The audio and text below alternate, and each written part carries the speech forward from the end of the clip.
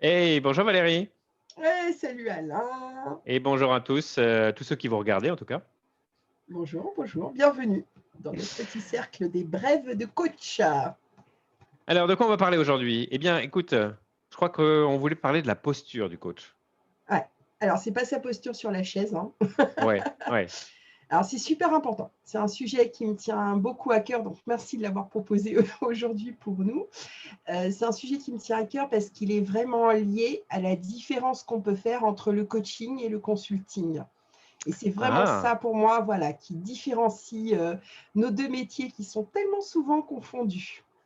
Et alors, c'est quoi la différence pour toi entre coaching et consulting en termes de posture?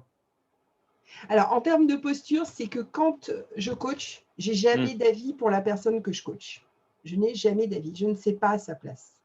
Et donc, toute ma démarche de coach, en fait, va consister à essayer de me mettre à sa place, à essayer de comprendre quelle est sa vision du monde et surtout, surtout à faire taire sans cesse la mienne, qui je suis mmh. en tant que femme, en tant que mère, en tant que citoyenne, en tant que militante, j'en sais rien, mais voilà, ça n'existe plus dans la maison du coach. Donc là, tu es en train de me dire que je suis un peu d'accord avec toi, hein, c'est-à-dire que moi coach, pas de préjugés, pas d'a priori, pas de jugement sur ce que j'entends, sur ce que je peux ressentir et éventuellement pas de filtre non plus pour, comprendre à la place de l'autre, finalement. Ou essayer Alors, de pas d'interprétation. ouais, c'est ce que j'aime beaucoup, tu sais, quand on avait fait Orsk pour Mmh. le coaching systémique qu'ils appellent The Lion Roar, Ouais, le c'est-à-dire le. rugissement du lion.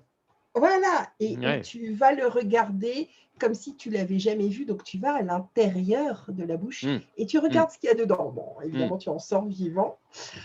Hem, Là où c'est très, très difficile, c'est que parfois, évidemment, il peut y avoir des choses qui te gênent à titre, personnel Tu peux être touché par ce qui se passe. et là, Mmh. tu fais comment? Bah, personnellement, la posture, que j'adopterai à ce moment-là, c'est, peut d'être transparent, d'être assez authentique avec le client, l'équipe, l'individu, que je peux avoir en face. C'est-à-dire que, on reste des êtres humains, hein, quand même, hein, donc ça veut dire qu'il se passe des choses aussi en nous quand comme il se passe des choses, dans nos clients émotionnellement, psychologiquement. Donc s'il se passe quelque chose pour nous, peut-être qu'il se passe aussi quelque chose pour le client. Le faire émerger peut peut-être aider aussi à explorer. Alors ça, justement, j'allais revenir dessus tout à l'heure parce que tu parlais des émotions Oui, et moi, j'ai vu plusieurs, superviseurs fonctionner. Alors on est supervisés, nous les coachs, ou on est oui, superviseurs en tant que superviseur.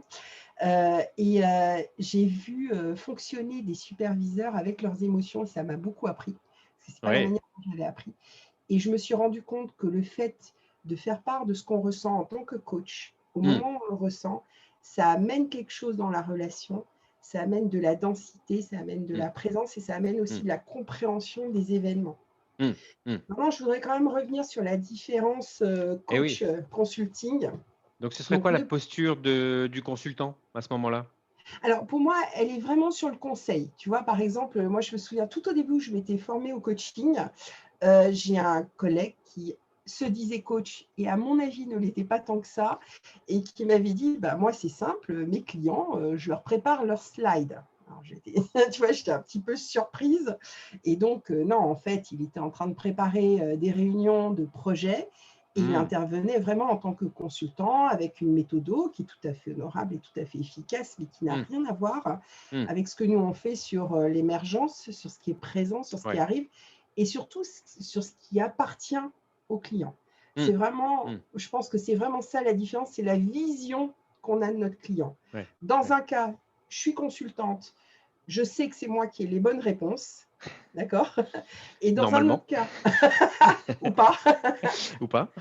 et dans un autre cas, je suis coach et à ce moment-là, je suis intimement persuadée que le client dont tu disais tout à l'heure, individu, enfin particulier, moi je rajouterais famille, binôme Bien sûr. ou Mmh, équipe, c'est lui qui a la mmh, solution. C'est ce mmh. système-là qui a la solution. Oui, oui et en même temps, le la posture du consultant, elle va être, Alors, j'aime pas ce mot de posture haute, hein, mais elle va être plutôt de moi, je sais, j'ai l'expérience, donc je te l'apporte.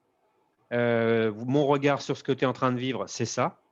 Euh, on, on est plutôt dans le conseil, dans la formation, dans le consulting à ce moment-là, parce que on est en train de regarder et de porter soit un filtre, soit une perspective que en tant que coach, on va pas forcément ou on n'aura pas du tout. C'est-à-dire que on va être plutôt dans le questionnement en tant que coach, plutôt dans l'exploration, plutôt dans l'émergence, et le consultant va plutôt, selon moi, être dans non seulement le conseil, comme tu disais, mais pourquoi pas dans la formation.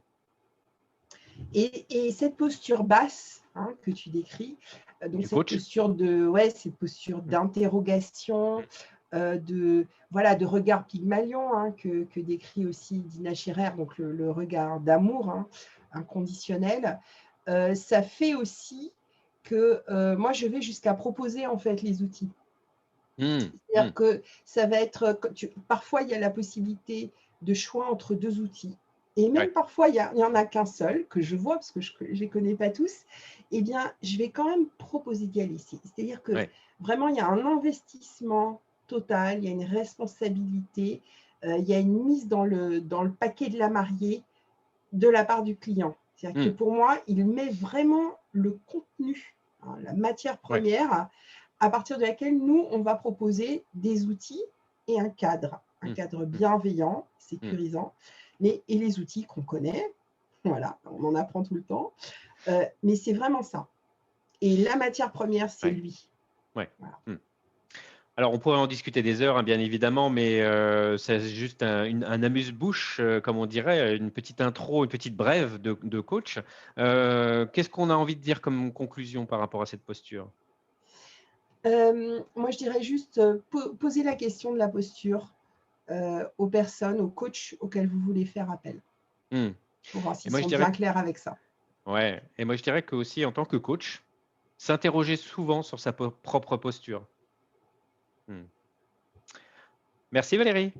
Salut, À bientôt. ouais, ciao.